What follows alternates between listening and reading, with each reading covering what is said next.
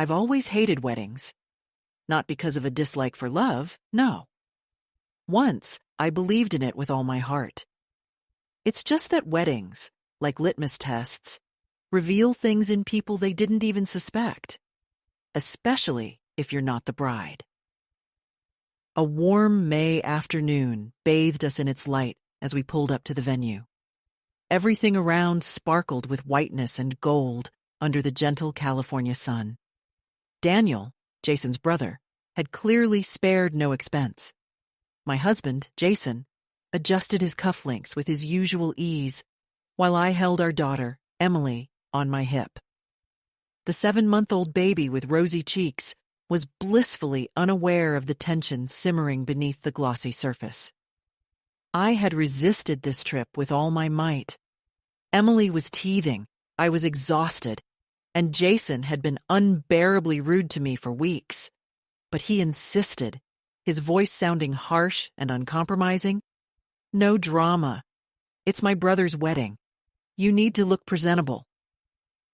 And here I am, hair pulled back in a bun, wearing the navy blue dress he chose, and a smile practiced to perfection so as not to arouse suspicion. Our seats were in the front row, right behind Daniel and his new wife. Jason beamed with pride.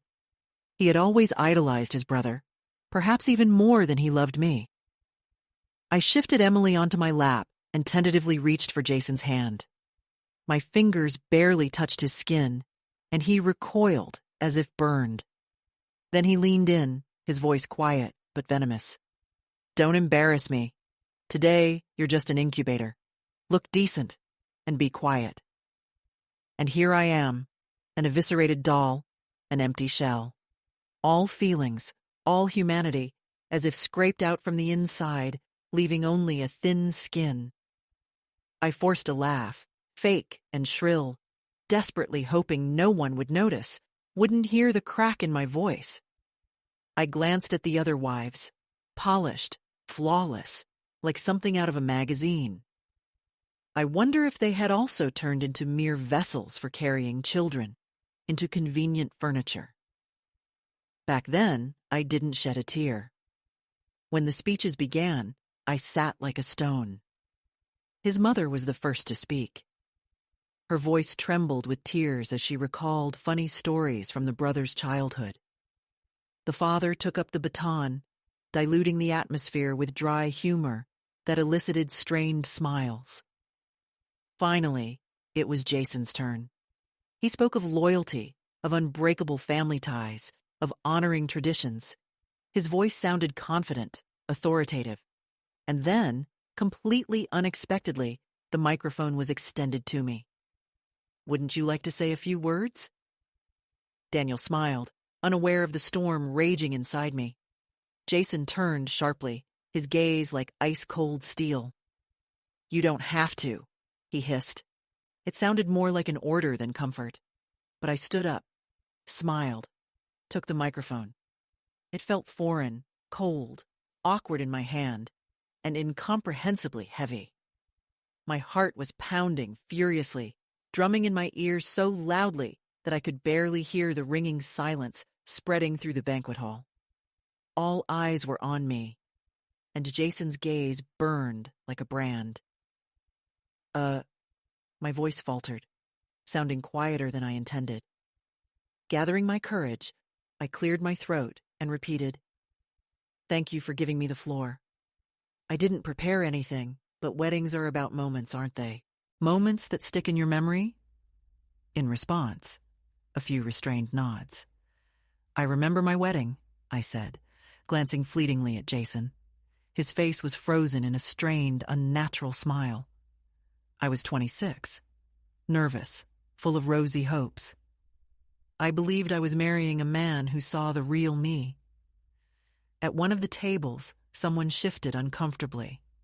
I stretched my lips into a wide smile as if it were just a joke, and I was just getting started. I remember thinking, this is the beginning of our life together. We all paint pictures for ourselves, don't we? Sunday mornings with fragrant coffee, the names of future children whispered in the dark, a loving hand supporting you when you're exhausted and your shirt is stained with baby formula. A light murmur swept through the hall. Jason tilted his head slightly, as if warning me. But sometimes, I continued, my voice taking on a steely edge, you wake up years later and realize you've become part of the decor. You're no longer a partner. You're just an accessory, a beautiful vase that's put on display. A fork clattered, falling onto a plate, and the silence in the hall became deafening. Only Emily, babbling innocently in the background, seemed unaware of the tension. My hand trembled as I clutched the microphone tightly. I met Jason's gaze. Sometimes, I began, the person you married, the one who once swore you made him better, flinches when you touch him. Not out of anger, but because he's forgotten that you're alive. My voice trembled slightly, but I continued, not allowing myself to stop. Daniel, Elizabeth. I turned to the bride and groom. I hope you never stop seeing each other, even when life turns into chaos, into a dirty and complicated game. Because once you stop seeing each other, it's no longer a marriage. It's a farce. With those words, I returned the microphone and stepped off the stage. My palms were slick with sweat. I avoided eye contact, simply went to Emily, who was being looked after by Jason's cousin, and held my daughter tightly. Jason didn't follow me immediately, but when he finally appeared, it was behind the building, by the parking lot, where the smell of champagne and sweat had given way to silence and cool air. "What the hell was that?" he hissed, his eyes brimming with suppressed rage. "Do you have any idea what you're doing?" I told the truth, I whispered, my voice trembling. Jason loomed over me like a thundercloud. "You made me look like a complete idiot in front of my family," he growled. I looked up at him, full of bitterness. "I just reminded them that I'm here too." His nostrils flared with anger, his face flushed crimson. "Go home. We'll talk later," he spat through his teeth. No help with Emily, no glance in her direction. He simply turned and walked away, disappearing into the crowd of guests, as if the woman crushed by his indifference didn't exist. I drove home alone, tears choking me. Emily slept peacefully in the back seat, and for the first time in years, I allowed myself to cry without feeling guilty. Let them flow, these tears. Let them wash away all the pain and resentment. The morning after the wedding began as if nothing had happened. Jason, as if nothing was amiss, poured himself coffee, pecked Emily on the forehead, and buried himself in his phone, as if it were a normal Sunday. I stood at the sink, watching him as if he were a stranger who had wandered into my kitchen. My whole body ached with exhaustion after a sleepless night and the weight of Emily in my arms. But he didn't see me. Or rather, he didn't want to see me. Never again. "I'm going to the gym," he said dryly, not waiting for a response. "Don't forget, your parents are coming at 3. And for God's sake, don't bring up yesterday again." His words were like a slap. He didn't even look at me as he left. I blinked, just once. Silence hung in the air, and he, as if enjoying my confusion, paused. "What else?" he spat through his teeth. It was pointless to answer. Jason didn't accept my apologies. Never, especially now. Once, it had been different. In the beginning, he seemed the epitome of allure. Impeccable suits, a razor-sharp mind, and a confidence that seemed to fill the space around him. He noticed every detail. How I chewed on a straw when I was nervous. What books lay on my bedside table, unfinished but dearly loved. How I laughed with my whole body, infecting others with joy. But after the wedding, something broke. At first, it was barely perceptible changes. He started making comments about my speech at dinner, stopped holding my hand in public. And when I got pregnant, it seemed my very existence irritated him. Not angered, not embittered, just froze, as if I had become less valuable, a burden, slow and constantly tired. When Emily was born, he barely held her, said he was afraid of doing something wrong. But months passed, and he never tried again. All the responsibilities fell on my shoulders. Feedings, laundry, sleepless nights, doctor's visits. Once, in a pleading tone, I asked him to change a diaper. He just laughed contemptuously in my face. "You're better at it. It's motherly instinct." What instinct? It was exhaustion, a fight for survival. The day his parents appeared on the doorstep, I put on the usual strained smile, the one that had accompanied me for the past few months. His mother, with her sharp gaze, had noticed my silence even at the wedding. "You were surprisingly quiet, dear," she purred, sipping her wine. "Very pleasant, by the way. And your little speech. Oh, it caused quite a stir." I noticed Jason's jaw tighten. I just nodded politely. Sometimes the truth, like a sharp knife, wounds those around you. She blinked, as if considering my words. Ah, so that's what it is. The truth. There wasn't a hint of anger in her voice, only that icy, passive disapproval that wounds far more deeply than shouting. I suddenly wondered if she had ever dared to contradict her husband. Most likely not. The women in their family, it seemed, were taught to smile through tears, to hide bruises, even if they only bled in the soul. After they left, Jason seemed to go numb. Several long, agonizing hours. He sat in front of the television, engrossed in the screen, while I bathed Emily, quietly sang her lullabies, tidied up the kitchen, folded laundry, as if I were a ghost in my own home.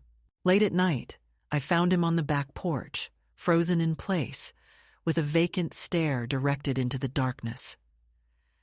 "I said what I felt yesterday," I said quietly, trying not to break the silence. He didn't even turn around. "You made me a laughingstock." His voice was muffled, full of resentment. "You made me feel like nothing." He finally turned to me, irritation flickering in his eyes. "And you think you're a martyr? Right? Like that?" I just shook my head helplessly, whispering, "I'm just tired of being a shadow, of fading into the air." In response, he burst into a venomous laugh, laced with the confidence of an executioner. "You can't get away from me. You need me. No job, no money to your name, not even the slightest plan. You're trapped, understand?" He said it with icy calm, as if stating an immutable law of nature, like gravity. Dazed, I closed the door behind me and went back to bed. And for the first time, the very first time in years, I allowed myself to imagine a life without him. A free life. My own life. The next morning, I started making lists. Not fiery manifestos about escape or elaborate revenge plots. Nothing like that. Just dry, practical notes. What I needed to do to survive. Open a bank account, write a resume, find a daycare for Emily. It all seemed unreal, as if I were planning a life for someone else, not myself. But each line on the list, each task crossed off, brought with it a tiny spark of clarity. I had been a graphic designer before Emily was born. Freelance, small jobs, modest clients, nothing spectacular, but a steady income. I hadn't touched graphic editors in over a year. Jason insisted that I didn't need to work. He earned enough. And what kind of mother would leave her child with strangers to draw logos for vegan bakeries? And yet, secretly, at night, I reinstalled the graphics package. And when I first opened my laptop, I burst into tears. Tears flowed, but not from grief. From the realization that a part of me was coming back. The real me. Not the ghostly version that perfectly folds towels or flawlessly remembers which pacifier Emily prefers. Jason didn't seem to notice anything, or perhaps preferred not to. His evenings became longer, and he reeked of whiskey and cheap cologne. "Networking?" he'd throw out, without looking. I kept quiet, knowing this nauseating rhythm of lies all too well. One Thursday, Emily's temperature spiked. I called Jason at work. "She's not well," I told his assistant, feeling my voice tremble. "I need to take her to the ER." There was silence on the line, then Jason's icy, irritated voice. "You can handle it. Why are you calling me about every little thing?" I was stunned. "I don't call," I stammered. "This is the first time." "I'm in a meeting," he snapped and hung up. Click. I buckled Emily into the car and spent 3 long hours in the clinic alone. When the nurse asked if her father would be coming, I swallowed the lump in my throat and replied, "No, he's busy." That night, when Emily finally fell asleep, I opened a bank account in my name. There was only $184 in it, the remainder of a canceled client payment that someone had forgotten to turn off. But that money felt like a fortune to me. The following week, I applied for 2 freelance jobs, small projects. They paid peanuts, but I didn't care. It was my proof that I was still capable of something, that I could still be someone. Jennifer from Colorado, one of my clients, sent a message after approving the logo. "It's amazing. You captured the essence perfectly. Thank you." I froze, rereading those simple words. It seemed like an eternity since anyone had expressed gratitude to me. Months, if not years. Jason was laconic, and when he spoke, he tossed out short, dry phrases. "Emily needs wipes.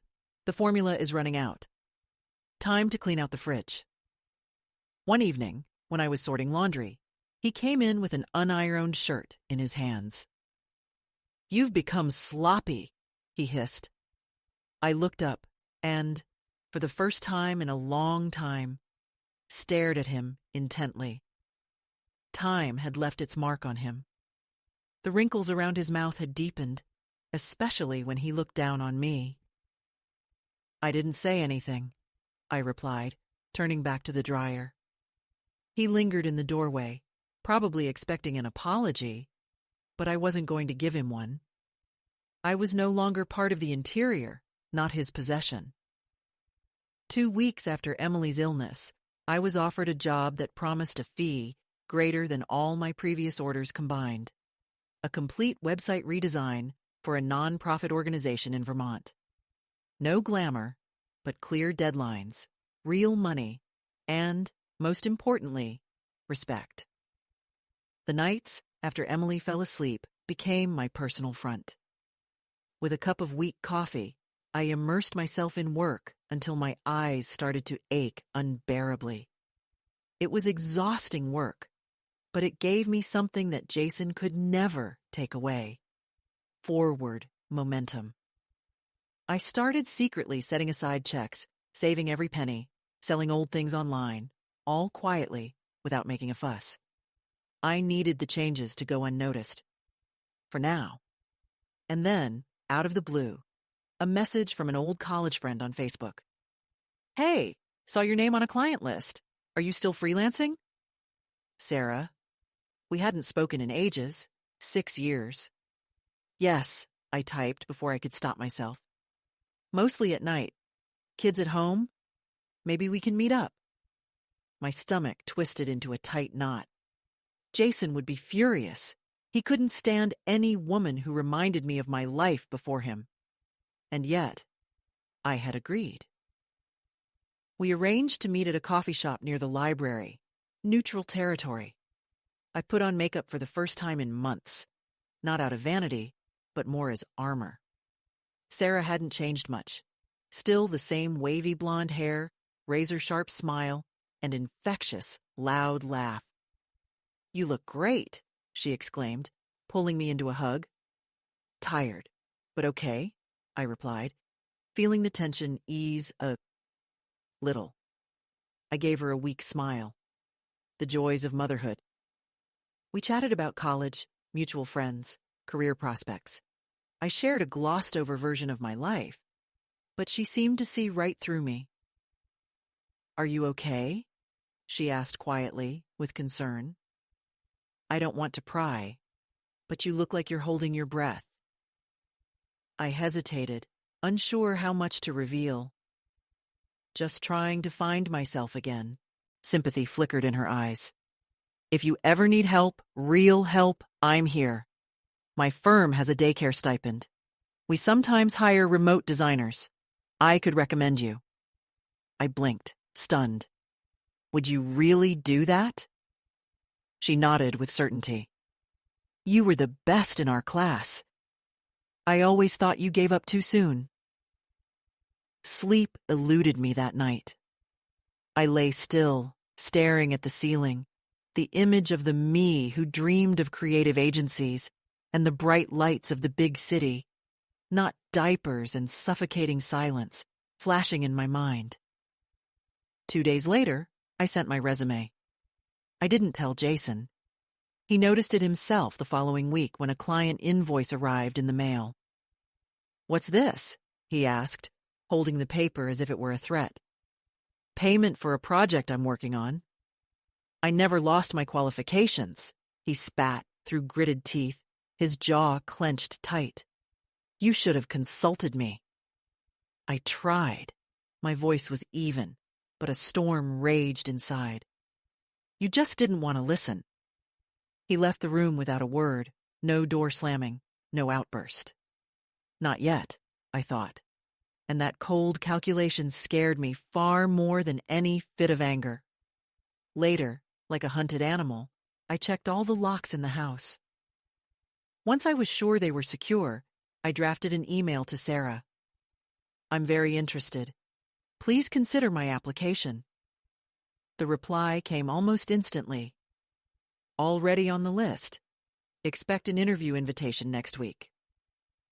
The interview was via Zoom.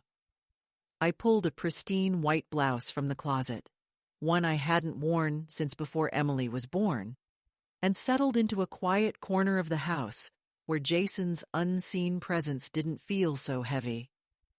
The woman conducting the interview, Catherine, exuded warmth, attentiveness, and respect. She didn't mention my year-long career break. Instead, she was interested in my professional instincts, my approach to work, my ability to combine color theory with brand voice. For those 30 minutes, I wasn't a wife, not a mother. I was just me.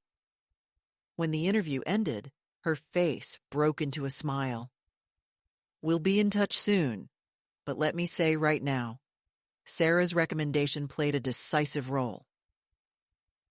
As soon as I left the online conference, a deep sigh of relief went through me. So deep that I was amazed. Emily stirred on the video monitor, and as if by magic, the spell was broken. I closed my laptop, gently picked up the baby, and began to hum quietly, pacing rhythmically around the house. I didn't have a job yet, but I had something more than just confidence. Hope had been born in me. Jason came home later than usual that evening. His tie was loose, and his gaze was somewhat clouded. "Drinking?" I asked, not bothering to choose my words carefully out of weariness. He just grunted vaguely in response. "Work issues?" I didn't press him. He didn't think of going into details. He looked at me searchingly, then looked around the room, which shone with cleanliness today. The scent of a lit candle hung in the air. The child was sleeping peacefully in her crib. He narrowed his eyes suspiciously. "Why are you so happy?" "I'm not happy," I lied. Just tired. He nodded slowly, as if memorizing my answer. Well, that's to be expected. With those words, he went upstairs, without saying another word. That week, the phone rang. I was offered the job. Part-time, flexible hours, and a starting salary that allowed me to look to the future with confidence. Don't rush to answer. Think it over carefully, Catherine said. I don't need time to think, I replied without hesitation. I agree. And every word was true. After we hung up, I burst into tears. It wasn't out of fear or guilt, but from an incredible sense of relief. I immediately called Sarah to thank her wholeheartedly. She replied, "Now you need an escape plan. You don't have to act right away, but you can't stay in this situation any longer." She was right. It wasn't just about the job. It was about my safety. Jason never laid a hand on me, no. But his control was a different kind of violence, far more sophisticated. Quiet, methodical, wrapped in a hypocritical smile that never reached his cold eyes. The very next day, I applied for caregiver benefits for Emily. I contacted the local Women's Crisis Center, not to seek shelter, but to find out what resources were available in an emergency. I started browsing classified ads for one-bedroom apartments, memorizing prices like a prayer. Every night, I cleared my search history, hid important documents in a folder labeled Emily's Growth Charts, masking them under innocence. With Jason, I spoke in an even, calm voice. I made sure the refrigerator was full, the laundry was done, trying not to give him the slightest reason to cast a long, suspicious glance at me. And yet, one night, passing his office, I felt him watching me. I slowly turned around. He was sitting in his leather chair, arms crossed, his face a stone mask. "You've been too busy lately," he said, and there was something ominous in his voice. I froze, like a rabbit before a snake. "Work, the baby. You're constantly on the go. For someone who used to always complain about being tired, you suddenly have too much energy out of nowhere." I swallowed hard. "I think I'm doing a good job balancing everything." He nodded briefly, as if considering something important. "Balance," he echoed, and said nothing more. Not a hint of a smile, just a piercing gaze following me. Reaching the bedroom, I found my hands shaking like autumn leaves in the wind. The morning after Jason watched me from his office, I woke up with the first rays of sunlight.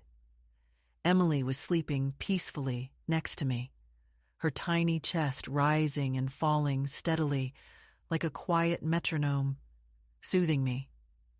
I poured myself some coffee, automatically checked my email, and froze. There was a job acceptance letter from Catherine in my inbox. "Welcome to the team," it read. I stared at those words for a long time, and a warm feeling of hope spread through my chest. This was more than just a job. It was a chance at a new life, and therefore, at freedom. That day, I decided to take a bold step. I went to see an apartment, a tiny, old one-bedroom on the very outskirts of town. Creaky floors, dilapidated cabinets, but most importantly, clean, safe, and affordable. I told the manager I was just checking prices, but secretly took some pictures. I inquired about the deposit. I memorized the street name. When I got home, Jason was in the kitchen. He looked up as soon as I walked in. "Where were you?" It wasn't a question, but an accusation. "At the store," I replied, trying to speak calmly. "Getting groceries." He glanced past me at the two small bags in my hand. "Doesn't look like you bought much." His lips twisted into a barely perceptible smirk. It wasn't just a set of diapers and cans of formula. Shadows danced in his eyes, His face hid a storm of emotions. He just nodded slowly, as if agreeing with something long decided. That evening, as I gently bathed Emily, it suddenly occurred to me I was humming. The melody escaped from the depths of my soul, unheard for what felt like an eternity. I carefully dried her soft skin, wrapped her in a blanket, and laid her in her crib. And for a moment, just for one fragile moment, I believed I could break free. Get out of this nightmare clean and unharmed. Quietly. Just me and her. Without screams, without hysterics, without those terrible scenes. But then, out of the blue, the phone rang. Jason frowned and held the phone to his ear. He said little, throwing short, clipped phrases into the receiver, as if spitting out the words. Then, with an inscrutable face, he handed the phone to me. "It's your mother." I froze. I had avoided talking to her for weeks. Her voice had a strained politeness, but something was wrong. Something subtly false. "Honey, Jason said you're having a really hard time right now.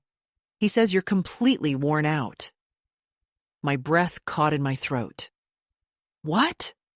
I gasped, not believing my ears. "He's very worried," she continued, as if not noticing my confusion. "He said you've become paranoid, maybe even depressed. He says you've distanced yourself from him and the baby, and also that you're working too much." The room swam before my eyes. The floor fell out from under my feet. "I'm fine," I croaked, trying to hold on to the slipping reality. "Don't listen to him, please." "I just want to make sure everything's okay," she said cautiously, as if stepping on thin ice. "Maybe you should talk to someone, just in case." After hanging up, I walked into the living room and stood right in front of him. "You called my mother." Not a single muscle twitched on his face. "She asked how you were. You told her I was mentally unstable." "I told her I was worried, and you know it's true."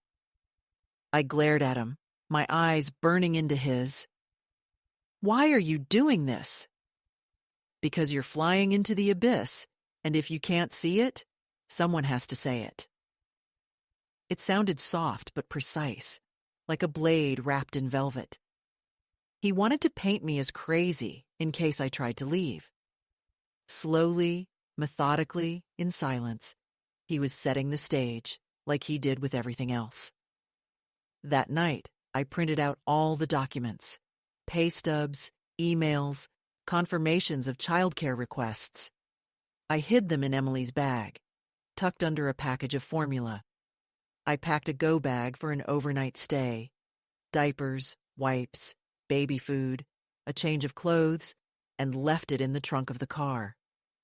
I didn't tell anyone anything, because now I knew Jason wouldn't let me leave. He needed to keep everything under control, and I was tired of being a puppet. The next week passed in a haze of precaution. During the day, I worked quietly, rocking Emily with one hand while reviewing website layouts with the other. Night after night, I spent in a feverish check. Passwords, bank accounts, secret hideouts. Everything had to be perfect.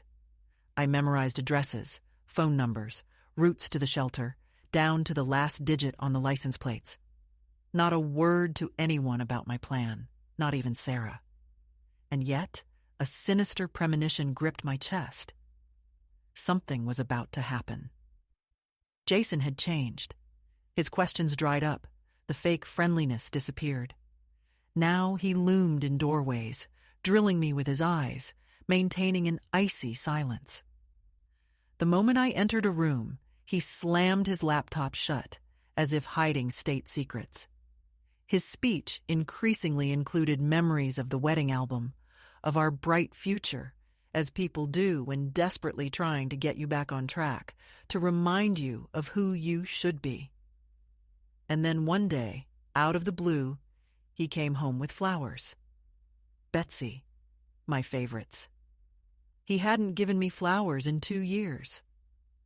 I thought maybe we should try again, he said, placing the bouquet in a vase, as if offering a truce.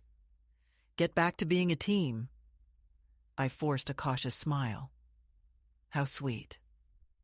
He filled glasses with wine, sat down next to me on the sofa, his hand hovering over the back, not touching me, but looming menacingly.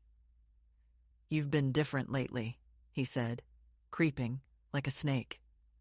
Closed off, always busy. Just a lot going on, I replied, trying to stay calm.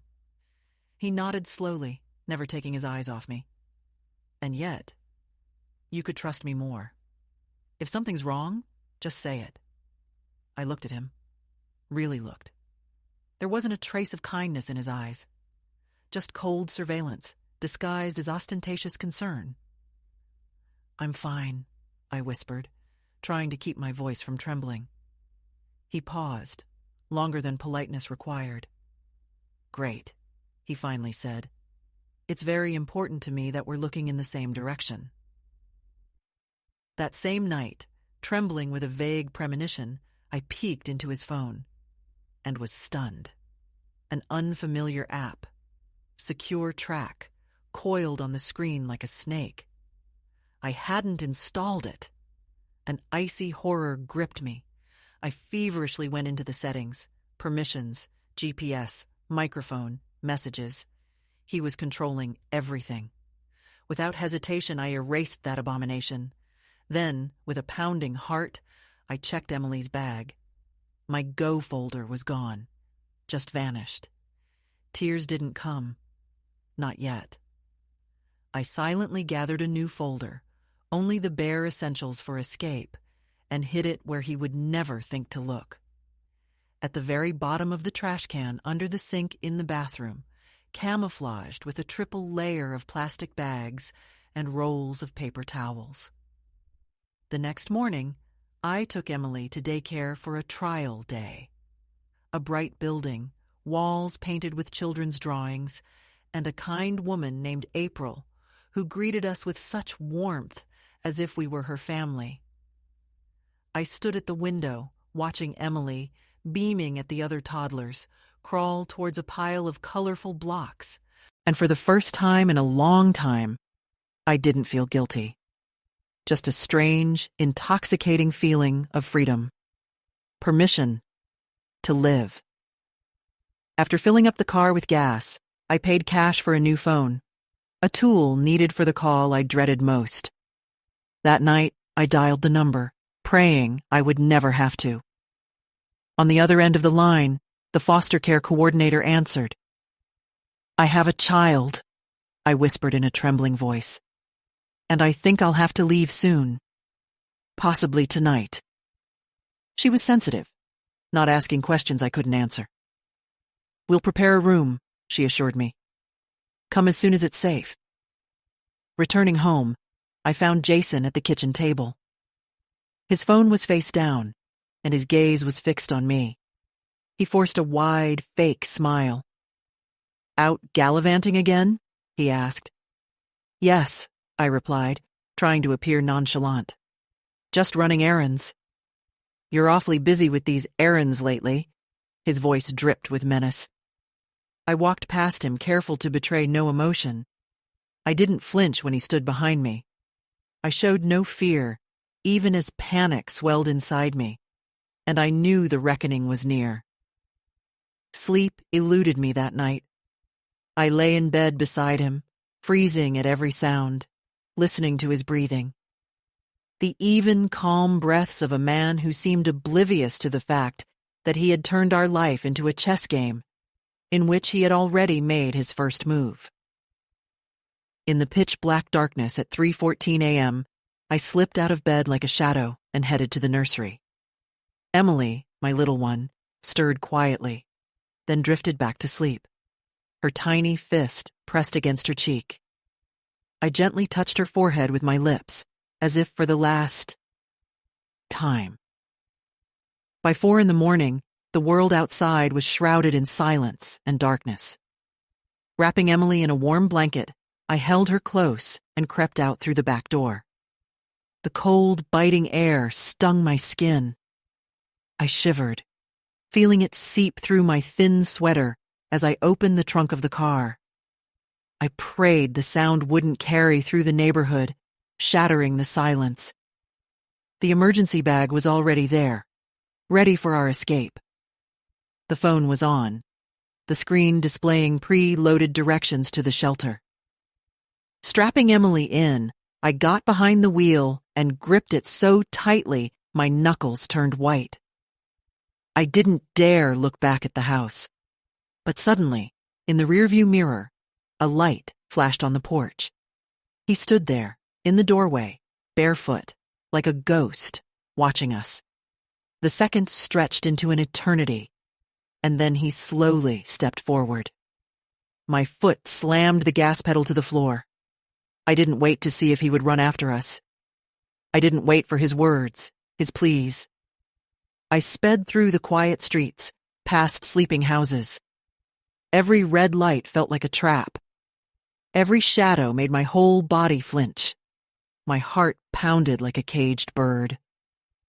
In the pre-dawn darkness at 4:43 a.m., I reached the shelter. April, not the girl from kindergarten, but another woman radiating the same calm confidence, was waiting for me at the entrance. No questions, just a warm hug and an invitation to come inside.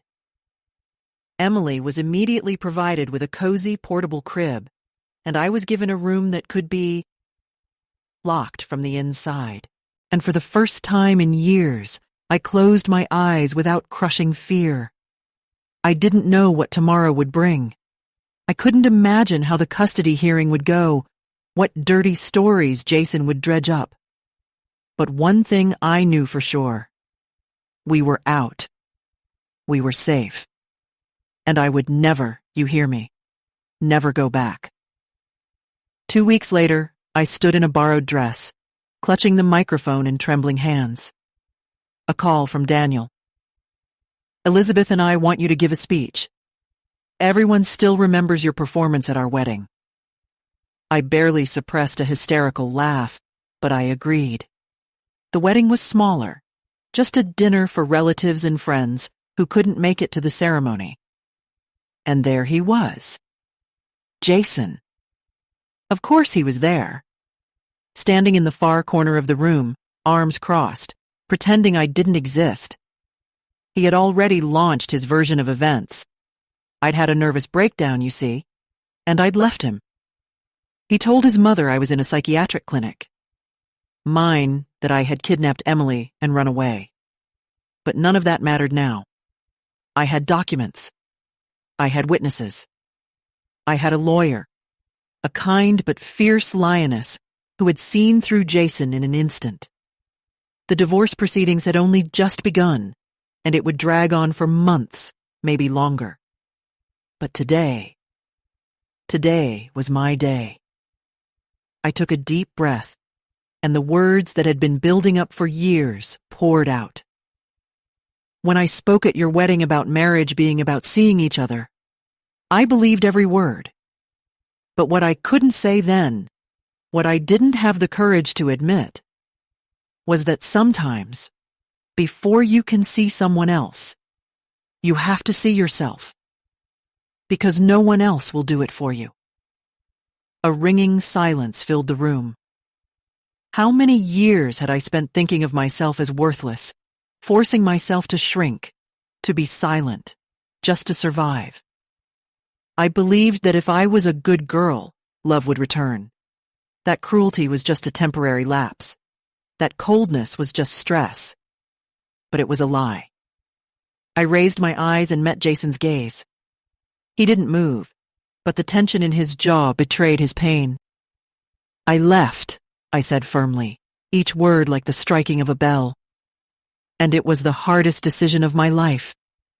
Not because I stopped loving him, but because I finally loved myself. More than someone else's convenience.